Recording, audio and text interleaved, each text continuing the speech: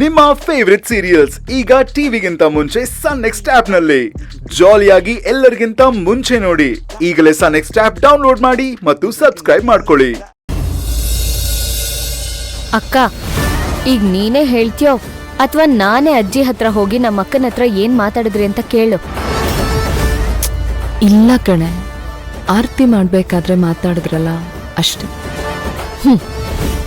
ನಂಬ್ತೀನಿ. ಆದ್ರೆ ಇನ್ನೊಂದು ಸಲ ನಿನ್ನ ಬಗ್ಗೆ ಆಗ್ಲಿ ಮಗು ಬಗ್ಗೆ ಆಗ್ಲಿ ಮಾತಾಡಿದ್ರೆ ಅಜ್ಜಿಗೆ ಕ್ಲಿಯರ್ ಆಗಿ ಅರ್ಥ ಮಾಡ್ಸು. ಭೈರವಿಗ್ ಚುಚ್ಬೇಕಾಗಿರೋ ಚಾಕುಗೆ ವಿರಾಟ್ ಅಡ್ಡ ಬಂದ್ರು ಅಂತ. ಪ್ಲೀಸ್ ಈ ವಿಷಯ ಇಲ್ಲಿಗೆ ಬಿಟ್ಬಿಡಿ. ಸುಮ್ಮನೆ ಮಾತಾಡ್ತಾನೆ ಹೋದ್ರೆ ಇನ್ನೂ ಪ್ರಾಬ್ಲಮ್ ಜಾಸ್ತಿ ಆಗ್ತಾನೆ ಹೋಗುತ್ತೆ. ಮಾತಾಡದೆ ಇದ್ರೆ ಇದು ಹೀಗೆ ಕಂಟಿನ್ಯೂ ಆಗುತ್ತಲ್ಲ ಅಥರ್ವ. ಅಲ್ಲ, ಈ ಪುಟ್ಟ ಮಗು ಏನ್ ಮಾಡಿದೆ ಅಂತ ದ್ವೇಷ ಸಾಧಿಸ್ಬೇಕು?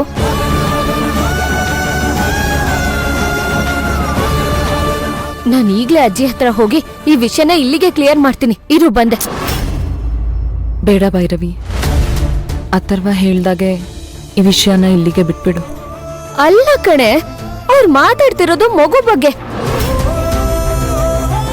ನೀನ್ ಆಡ್ತಿರೋದ್ ನೋಡಿದ್ರೆ ಅಜ್ಜಿ ನಿನ್ಗೆ ಬೇರೆ ಏನೋ ಹೇಳಿದ್ದಾರೆ ಅಂತ ಗೊತ್ತಾಗ್ತಿದೆ.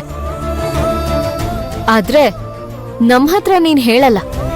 ಅದಕ್ಕೆ ನೇರವಾಗಿ ಹೋಗಿ ಏನ್ ಹೇಳಿದ್ರಿ ಅಂತ ಅವ್ರ ಹತ್ರನೇ ಕೇಳ್ತೀನಿರು. ಇವಳೇನಾದ್ರೂ ಇವಾಗ ಹೋಗಿ ಅಜ್ಜಿನ್ ಕೇಳಿದ್ರೆ ಮನೆಯಲ್ಲಿ ದೊಡ್ಡ ಗಲಾಟೆ ಆಗುತ್ತೆ. ಆಮೇಲೆ ಅದಕ್ಕೂ ಕಾರಣ ಈ ಮಗುನೇ ಅಂತ ಬೈತಾರೆ. ಇಲ್ಲ, ಯಾವುದೇ ಕಾರಣಕ್ಕೂ ಅವರು ನನ್ನ ಮಗು ಬಗ್ಗೆ ಮಾತಾಡಬಾರ್ದು. ಅವ್ರು ಮಾತಾಡಬಾರ್ದು ಅಂದ್ರೆ ಸಿಂಧು ಮಾತಾಡ್ದಲ್ಲೇ ಇರೋ ಹಾಗೆ ಇಲ್ಲೇ ತಡಿಬೇಕು. ದೇವ್ರೆ, ನನಗೆ ಶಕ್ತಿ ಕೊಡು.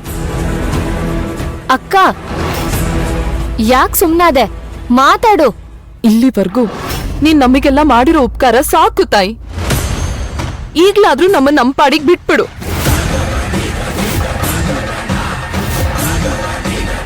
ಇನ್ಮೇಲೆ ಯಾವುದೇ ಕಾರಣಕ್ಕೂ ನನ್ ವಿಷಯಕ್ಕಾಗ್ಲಿ, ನನ್ ಮಗು ವಿಷಯಕ್ಕಾಗ್ಲಿ ಅಥವಾ ಅಥರ್ವನ್ ವಿಷಯಕ್ಕಾಗ್ಲಿ ತಲೆ ಹಾಕ್ಬೇಡ. ಅಲ್ಲ ಕಣೆ, ಏನ್ ಮಾತಾಡ್ತಿದ್ಯಾ ನೀನು? ಇರೋ ವಿಚಾರನೇ ನೇರವಾಗಿ ಹೇಳ್ತಾ ಇದ್ದೀನಿ. ಮೊದಲು ನಿನ್ ಗಂಡನ್ ಚೆನ್ನಾಗಿ ನೋಡ್ಕೊ, ಮಿಕ್ಕಿದ್ದೆಲ್ಲ ಆಮೇಲೆ. ಹೌದು ಸಿಂಧು, ಭವಾನಿ ಹೇಳ್ದಾಗೆ ನೀನು ನಮ್ಮ ಮಗು ಬಗ್ಗೆ ಯೋಚನೆ ಮಾಡದೇ ಇರೋದೇ ಒಳ್ಳೇದು. ನಿನಗೆ ನಿನ್ನ ಅಕ್ಕನ ಜವಾಬ್ದಾರಿ ಮಾತ್ರ ಅಲ್ಲ, ಗಂಡನ ಜವಾಬ್ದಾರಿನೂ ಇದೆ. ಈ ಸಮಯದಲ್ಲಿ ಅಜ್ಜಿ ಹತ್ರ ಏನೇನೋ ಮಾತಾಡಿ ಇರೋ ನೆಮ್ಮದಿನೂ ಹಾಳು ಮಾಡಬೇಡ ಪ್ಲೀಸ್.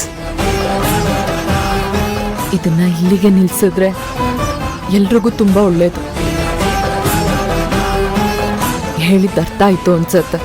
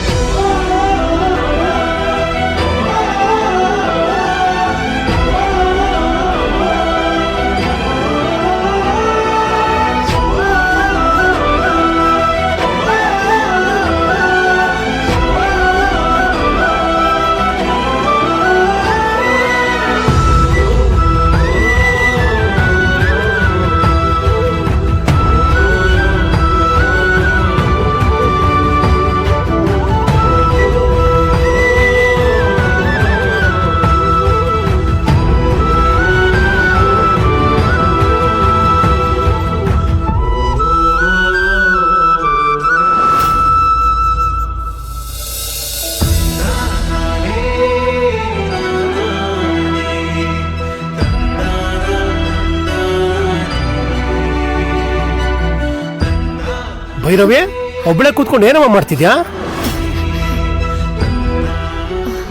ಭೈರವಿ, ಏನಮ್ಮ ಅಳ್ತಿದ್ಯಾ? ಯಾಕಮ್ಮ? ಯಾರು ಏನಾರ ಅಂದ್ರ? ಇಲ್ಲ ಮಾವ, ನನಗೆ ಸ್ವಲ್ಪ ಬೇಜಾರಾಯ್ತು ಅಷ್ಟೆ. ನೋಡಮ್ಮ, ಈ ಮನೆ ದೊಡ್ಡದಾಗಿದೆ ಅಷ್ಟೇ, ಆದ್ರೆ ಇಲ್ಲಿರೋ ಕೆಲವ್ರ ಮನಸ್ಸು ತುಂಬಾ ಚಿಕ್ಕದು. ನೀನು ಸಣ್ಣ ಮನಸ್ಸಿನವ್ರ ಜೊತೆ ಬದುಕೋದನ್ನ ಕಲ್ತ್ಕೋಬೇಕು. ಇದನ್ನೆಲ್ಲ ನಾನು ಅನುಭವಿಸ್ಬಿಟ್ಟು ಒಂದ್ ರೀತಿ ಕಲ್ಲಾಗಿ ಹೋಗಿದ್ದೀನಿ. ಮಾವ, ನಗುನ ಹಂಚ್ಕೋಬೇಕು ಅಂತ ಹೇಳ್ತಾರೆ, ಆದ್ರೆ ನೀವು ನೋವನ್ನ ಹಂಚ್ಕೋಬೇಕು ಅಂತ ಹೇಳ್ತಿದ್ದೀರಾ.